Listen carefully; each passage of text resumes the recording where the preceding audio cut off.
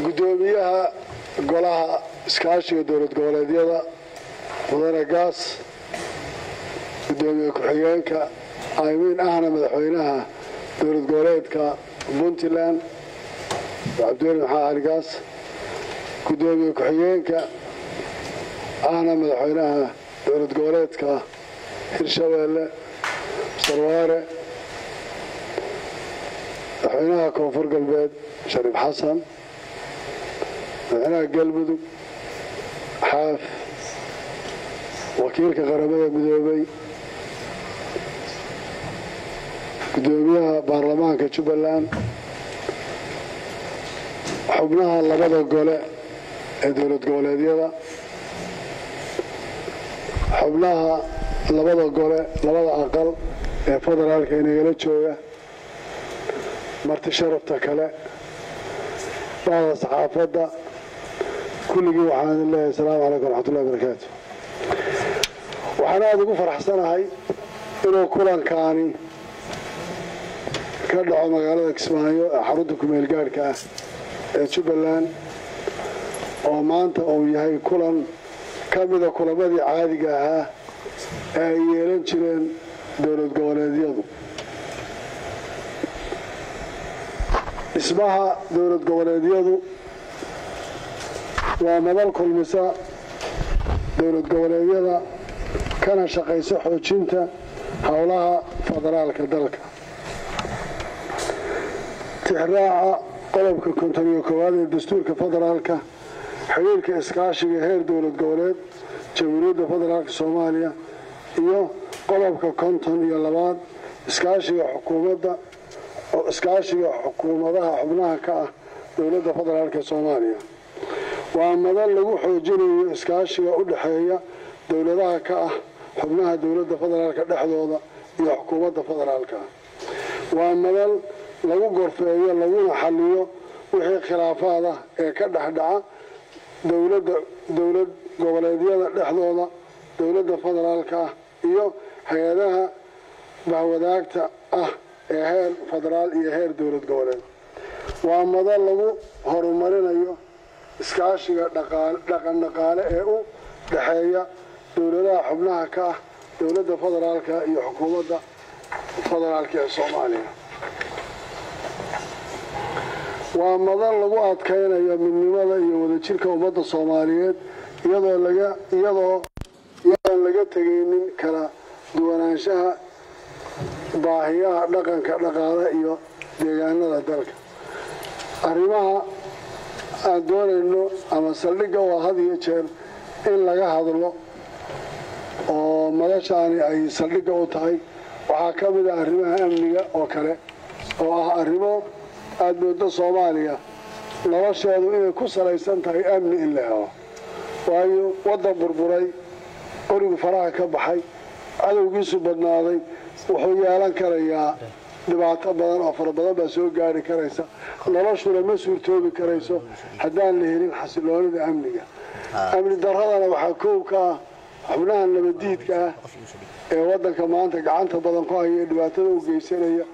oo dhowr goorna laga hadlo inay iyaga koow ka yihiin in amniga sugitaankiisu ay ka mid tahay in iyaga wax laga qabto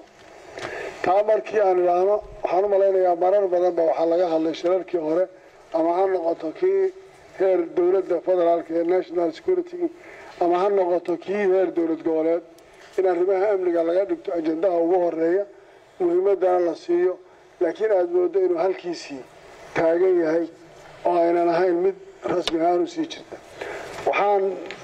intaan hadalkaas badan sii gelnay inaan salaantaydii raaciyo inaan idinku soo dhaweeyo shirkan oo ku soo dhawaataan oo aan rajaynayo insha Allah inuu warkaas hore inoogu baxay arrimaha amnigu Soomaaliya waxa uu yahay lafdhabar waa mid furan qof kasta oo Soomaaliya ama heer dowlad goboleed ha noqdo ama heer dowladda federaalka ha noqdo wax badan oo amniga laga wada hadlayna waxaan isleeyahay mar hadduu wakiilkii qaramada midoobay uu joogo inay yar tahay waxa ka fulay oo fulitaanka arrimahaas ay aad u yar yihiin una baahan yihiin in dib loogu noqdo waddankana xaaladdu ku jira dib loo xisaabtamo arrimaha amnigana ay u baahan yihiin in dib loo gorfeeyo waxaa ka mid ah qodobka labaad arrinta dastuurka waddankaani khilaaf badan iyo culays badan iyo dhibaato badan oo jirta waxaad moodaa in dhowridda iyo dastuurka iyo dhammaystirku ay tahay saldhigga iyo gunta dowladnimada Soomaaliyeed waxa ama wax la isku raaci karo ama lagu hagaajin karo ama wax lagu socodsiin karo waa dastuurka oo la ilaaliyo dhowristiisa iyo dhammaystirkiisa haddii dastuurkaas aynu ku heshiinay isaga loo hogaansami waayo oo la dhowri waayo oo la dhammaystiri waayo oo isaga lagu dhaqmi waayo waxaad garan karaysaa meesha lagu soconaya inay noqonayso intooxsi dhibaataduna ay noqonayso dhibaato qof walba meeshiisa ku taabanaysa dhibaatada iyo burburka iyo dhibka yimaada iyo khilaafka siyaasadeedna kulligii asal uu noqonayo taasaa waxaa asala marka arrinta dastuurka dhowritaankiisu inay tahay shay muqaddasa waxaan aad ula soconnaa maanta dastuurkii Soomaaliya marka hore ku meel gaarka waxa la leeyahay waa la xaday waa la waayay waxaan hadana maqlaynaa dastuurkii waa la process buu ku jiraayo intaasoo chapter baa hadda loo gudbinayaa baarlamaanka waxaan maqlaynaa dastuurkii heer gabagabaa inuu ku jiro sidaa la yeelayo shuruudihii ka horeeyay iyo wixii lagu heshiiyay ee dastuurkaas wax looga qaban lahaa ilaa waa wax dhaqan ay bulshadu leedahay inaan midna lagu dhaqmaynin ee ku takrifal arrimaha dastuurka oo si khaldan loogu dhaqmayo oo aan la ogeyn meesha uu ku dhammaan doono hadhowna cidhib xumadiisa ay cid badan dib ugu soo noqon doonto in loo baahan yahay in la ilaaliyo oo arrimaha dastuurka dib loogu noqdo lana ilaaliyo wada shaqaynta golayaasha dowladda iyo xubnaha ka ah dowladda federaalka iyo kulli ummadda Soomaaliyeed inay cid walba yeelato xuquuqda ay ku leedahay dastuurka iyo ilaalintiisa oo dastuurka uusan ahayn mid meel gooniya ama cid gooniya ay si rabto maamuli karayso waxaan isleeyahay arrintaas shirka gadaashiisa inay ka iman doonaan wax badan oo gudiyadu ay ka hadli doonaan haddii Ilaahay yiraahdo oo la isweydiin doono dastuurka xagee uu marayaa xagee loo jeedaa muxuu ku dhamaaday muxuu ku soconayaa bayskar isaga oo talaabooyin badan oo la qaadayo arrimaha dastuurka in la ilaaliyo dib loo saxay iyada asaro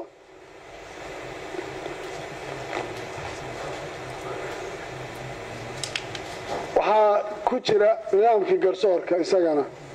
oo aan isleeyahay garsoorkii waddanku isaga laftirkiisu waxaad moodaa in siyaalo badan ay hash ugu jirto oo maanta markii shir jawhar ka dhacay wax la isku ogaado shirar kale ay iska socdaan inta badan ay jiraan eedo badan oo dowladda federaalka ah qaabka ay garsoorka iyo u maareynayso iyo hay'adihii garsoorka ama heer federaal ha noqdeen ama heer dowlad goboleed ha noqdeen in qaab dhaqanka maanta jira uu yahay mid keeni karaya dhibaato iyo culays iyo mushkilado badan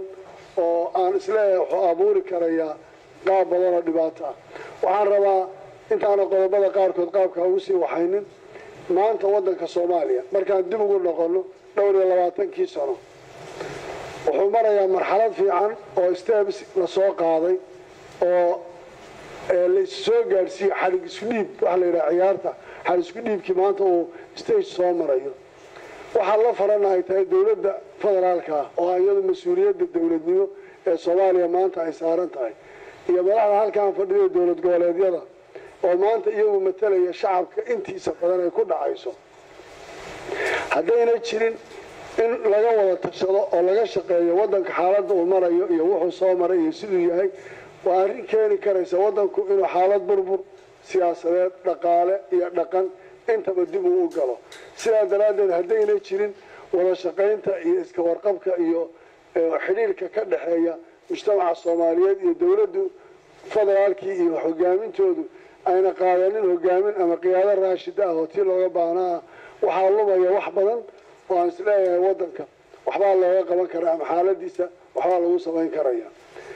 waxaan rabaa inaan wax yar ku sii celceliyo weliba aad uga hadlo arrinta amniga oo kale shirar badan baan ballamo kaga galay maanta waxaad aragtaa waddanku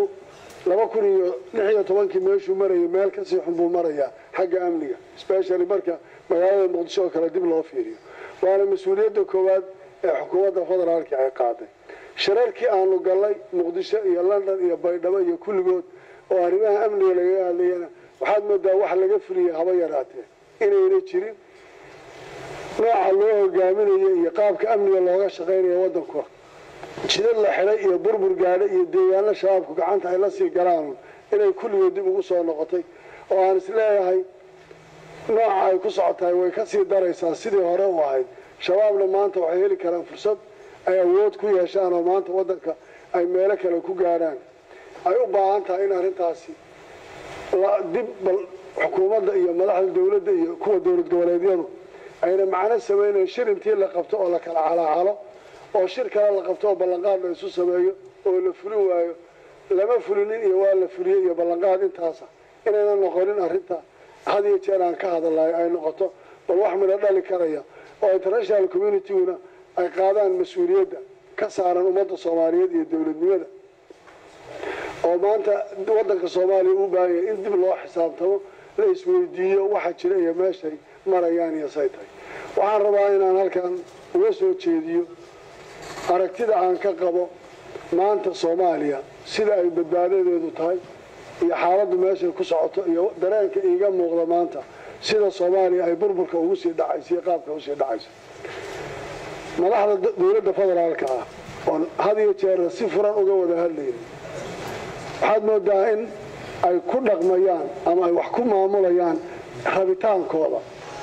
iyo sida iyaga markaa ay rabaan iyo sida u muuqata ee ayna saaraynin cabirka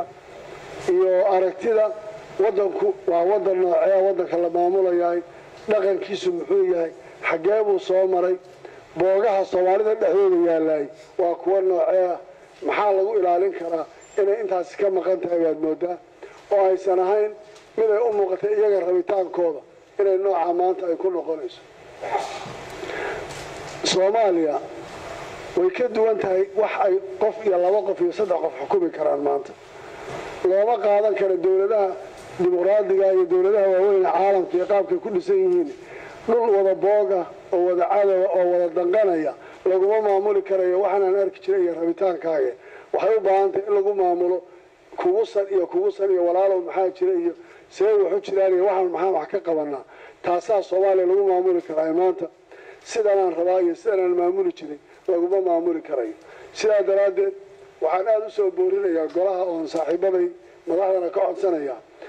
in waxyaalaha la falanqaynayo lagu daro xaaladda dhabta ee waddanku meesha uu ku jiro iyo sida ay tahay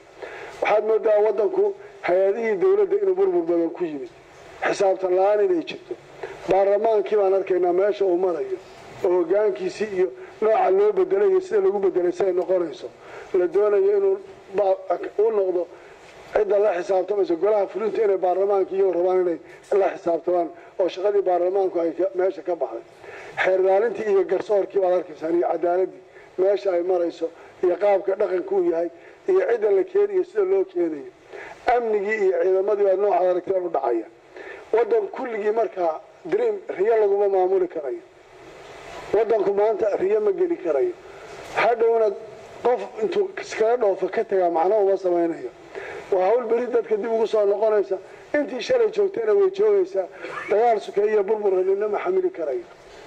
sidaa daraaddeed in la xisaabtamo ceeb ma aha in la yidhaha axmed madoobe waxaad ku hadlayso sidan iyo sax maaha ha la xisaabtamo ha la isweydiiyo jubbaland maxaa ka jira maxaa ka qabsoomay maxaa kan siyaasadda guud ee dowladdana in saa loo xisaabtamaan waa wax aada iyo aad u sax ah in dadku si dhaba ay isu weydiiyaan waxaan isweydiinaynaa matalan garsoorka iyo marka laga hadlayo hadda soomaaliya inay qofkii qof dila la dilo oo qisaas ay dhacdaay waa shay diina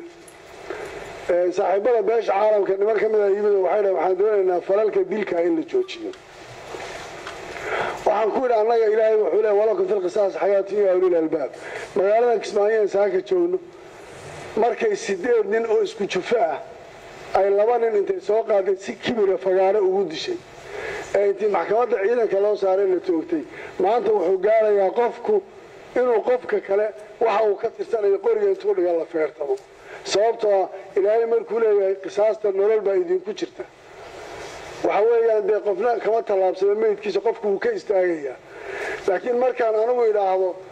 sharcigan dilka ama fulin karayo saaxiibada beesha caalamka markay ii keenayaan aan idhaahdo ama baasaboor dowlad heblaad haysataayo meesha aad baasaboorkeeda haysta falka dilka lagama ogola oo aan idhaahdo waayadi waxba tooganayo maxaa diidaya marka kii shabaabka ah ee naasa hablood wax ku qarxiyey iyo kii wax dilay iyo kii wax sameeyey inay ku jiraan idanka shabaabkii maanta in Jubbaland lagu qabto qisaas dil lagu xukumo maruu rabo laakiin xamar in lagu hayo uu rabo sababtoo uu noolaanaya birina si kale ku soo bixi karaya dilkuna uu iska fududaanaya wadankan wuxuu u baahan yahay in lagu dhaqo waxa isagu uu ku kala badbaadi karayo laakiin xeer waarida oo meel laga keenay wadankan lagu maamuli karayo beel caalam iyo saaxiibkay Keetina Soomaaliya waxay maanta ku noolaan kartaa ma oga dhabteedana kama sheegi karayo hal laga fakaro marka mas'uuliyadda Soomaalidu ha qaadato dalkan iyo dadkan badbaadadiisu waxay tahay qaabkay tahay dib ha loogu noqdo ha la fiiriyo garsoorka iyo hay'adihii baarlamaanka iyo kulligood in la yiraahdo dawladda federaalka kana sidaanay kana sidaanay waxba iyaduna wax meesha ku jira asal ahaan ma haddaan maanta isu mujaamalayno oo been isugu sheegno oo wax fiican isugu sheegno berina aan la kala noqono wadankuna uu burburo intii joogay jirtana way joogi qaxiyo burbur oo iman shabaabna wuu joogay wadankan ilaahay baa nagu xisaabtamaya aan si dhabana uga hadalno madaxda xukuumadda federaalka hadday dhibsanayaan golahan waa dastuuri qodobada konton iyo laba intaas ahooda ceeb ma aha dhibaato ma hadday xisaab dhibsanayaan in lala xisaabtamo mas'uuliyadda iyo culayska wadanku annaga nagu dhacaysa maanta deeqaha caalamku bixiyaa la bixiyaa dhaqaalaha jirta midowga Yurub iyo UN cid waliba way bixisaa dawladaha bixiyo midkaasha boorsooyin ku qaada waxay dawladdu ka hadlaysaa markuu prime minister ku hadlayo wuxuu leeyahay mushaharkii shaqaalaha dawladda iyo ciidamadii iyo xildhibaanadii iyo golihii wasiirada wax wala mushaara waan bixinay kuwa isteediyada jooga iyagu ma ajnabi ma jarmalba xagee ka yimaadeen dawladda Soomaaliyeed ee dadka mas'uulka ka ah ma ku jiraan miya misaadii xaafi Cabdiweli Gaasiyo waari iyo ay mas'uul ka yihiin waa dad kale dawladdu waxay xukuntaa marka xafiisyada dawladda xamar yaala iyo xildhibaanada xamar jooga iyo golaha wasiirada maanta baarlamaanka Jubbaland 5 bilood la soo dhaafay mushaar muun arag golaha wasiirada warkooda iska daa waxaan qabaa kuwa kalena marka laga reebo Puntland waxaan yara dhaqaale dhaanta inay sidaas oo kale wadayiin ama ka sii dareeyeen waayo marka cid laga qaadaya waayo cid wax la weydiinaya waayo dawladnimada cid lagu matalaya waayo waxaan isleeyahay waa wax aad iyo aad in laga xisaabtamo iyo in laga wada hadlayo inta u baahan waxaan rabaa inaan erayga ku soo koobo anaan hadda qodobo badan sii jiri karay madashani markii horena waxay u samaysantay inay danaha dawlad goboleedyada iyo midda federaalka ka hadasho maantana midii baan ka wada hadlaynaa maanta waxaa tareed lagu sameeyo la cabsi gelinaya isteediyadii doorashooyinkii wadanka waxaa laga hadlayaa hal constituency baa lagu dooranayo sidana la yeelayo seen ku soo noqonaa baa lagu sameeynaya ee war wadankan iyo seebiya iyo xageeyo maraya lagama hadlayo dhaqaalihii waa mid ka aan ka hadlay qaabka aan yeelin amnigii may wixii aan ku heshiinay 170 intaasoo container rasaas tala waxa la 6 days after baan idin soo dirayna ilaa hadda waxa la leeyahay UN bay ku maqan tahay wayna dhamaatay rasaastan anigu waa shabaabka helay faragelinta isteediyadii wixii intay badatay waxa laga hadlayaa aan kan xeraalihii waa bedelay gudoomiyaha maxkamadda sare baarlamaankii waa bedelay isteediyada waa wada bedelayna ma dawladdan iyo mujtamaca wada nacamlaha xagee laga helaya ma gacan ku samaysba haddii la yiraahdo mujtamaca dhan waxaan ka helaynaa waxaan soo samaysanaynaa dad sacbiyo oo ilaahay nabiga idin kala fadhiyaan idin arkay sax ma aha meesha kuma jiro waxay la tahay hal xisaabtamo dib aan isugu noqono walaalaheen mas'uuliyiinta dawladda federaalka waa mas'uuliyiinteedii waa qisanahay caas kuma nihin ma diidayno laakiin nin bari iga tagaya xaaladdan ku jira aan ogeyn wadanku wuxuu soo maray aan ogeyn ku riyoonaya meel kale iyo xaalad ay tahay maanta xaaladdan ku jira ma laga bixin karayaan aqoonyahanka iyo arrimaha ururada bulshada iyo baarlamaanteeriyalka iyo kulligood waraan xisaabtana wadankan aan dib isu weydiin